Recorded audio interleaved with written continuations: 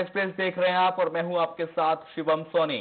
छत्तीसगढ़ में आज क्या खास रहने वाला है आपको बताते हैं। आज पुनीत गुप्ता की गिरफ्तारी हो सकती है। डीकेएस अस्पताल के अनियमितता मामले में 50 करोड़ के घोटाले का आरोप है पुनीत गुप्ता पर। साथ ही भूपेश बघेल आज जिले में दौरे कर सकते हैं। महासमुंद और धमतरी जिले में मुख्यमंत्री भूपेश बघेल आज दौरे करेंगे। लोकसभा चुनाव के मद्देनजर ये दौरे भूपेश बघेल के बहुत खास माने जा रहे हैं।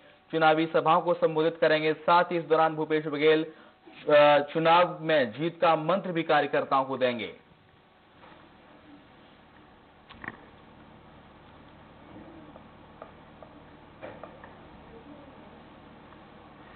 तमाम जानकारी के लिए हमारे साथ रायपुर से हमारे संवाददाता वैभव शिव पांडे लाइव जुड़ गए हैं। वैभव, छत्तीसगढ़ में आज क्या कुछ खास रहने वाला है?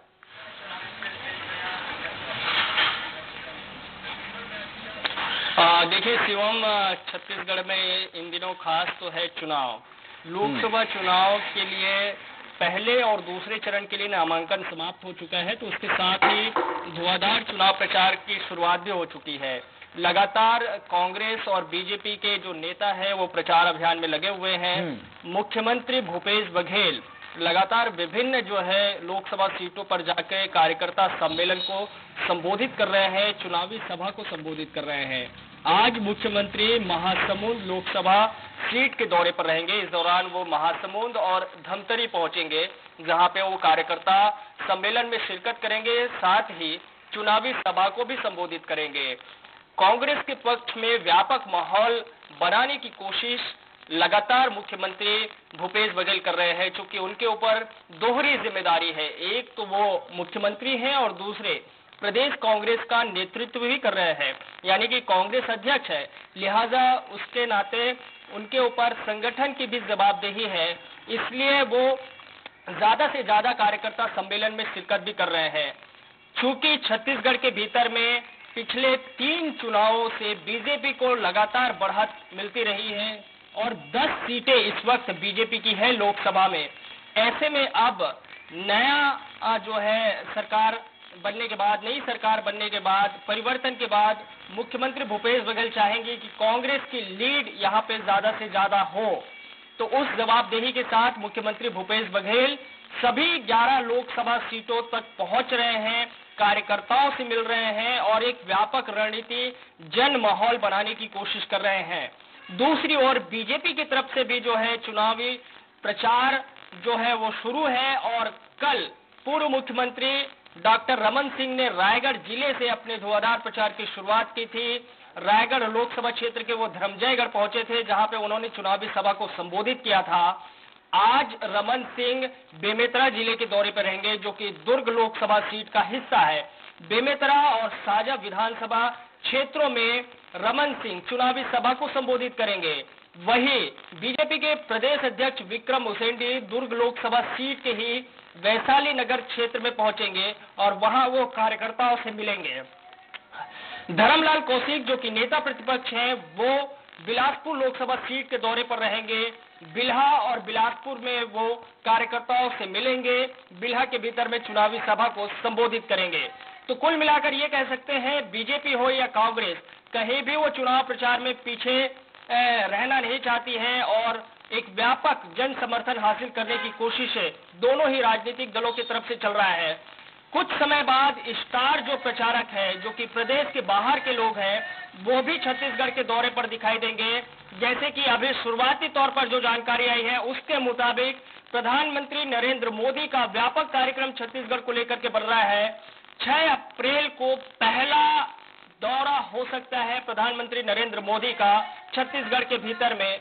तो एक तरह से कोशिशें कहीं भी जो है कम नहीं रखना चाहती कोई भी राजनीतिक दल, तो बीजेपी हो या कांग्रेस, सभी जगह पे इसी तरह का माहौल देखने को मिलेगा शिवम।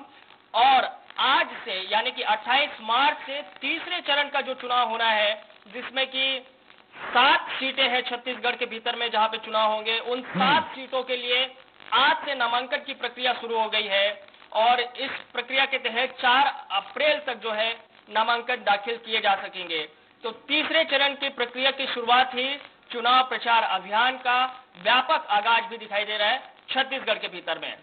वैभव, डीकेएस अस्पताल के अनियमितता मामले में 50 करोड़ के घोटाले का आरोप है पुनीत गुप्ता पर। उन्होंने पुलिस से 20 दिन का समय भी मांगा था। कल उनकी वहां थाने में पेशी होनी थी, उन्हें उनके बयान दिए जाने थे, लेकिन वो नहीं पहुंचे, उनका वकील पहुंचा।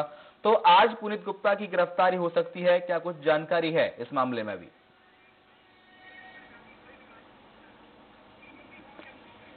देखिए शिवम, इस तरह के आसार तो बनते हुए दिखाई दे रहे हैं। देखिए डीकेएस के फर्जीवाड़े मामले में जिस हालात में इस वक्त पुनीत गुप्ता फंसे हुए नजर आ रहे हैं, उससे ये संभावना बहुत ज्यादा बनती जा रही है कि उनकी गिरफ्तारी कभी भी हो सकती है।